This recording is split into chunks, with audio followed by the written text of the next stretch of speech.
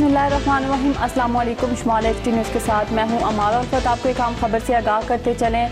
अदालती हुक्म के बावजूद शहरयार अफरीदी के MPO के तहत गिरफ्तारी के खिलाफ इस्लामाबाद हाई कोर्ट में केस। डिप्टी कमिश्नर इस्लामाबाद और SSP ऑपरेशन के खिलाफ तौहीन अदालत केस का तहरीरी हुक्म जारी।